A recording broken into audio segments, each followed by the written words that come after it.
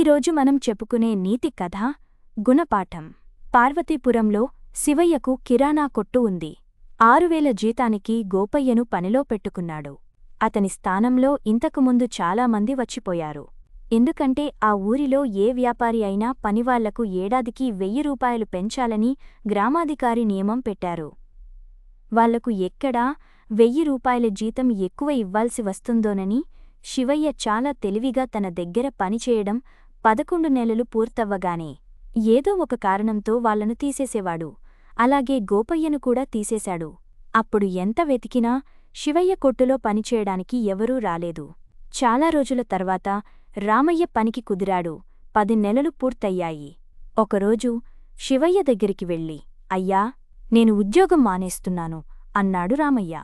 ఎందుకని ఆశ్చర్యంగా అడిగాడు శివయ్య. ఇంకో నెల గడిస్తే మీరెలాగూ నన్ను కొలువులోనుంచి తీసేస్తారు కదా, దానికి బదులు 1 నెల ముందుగా నేనే వెళ్లడం మంచిదని బదులిచ్చాడు రామయ్య.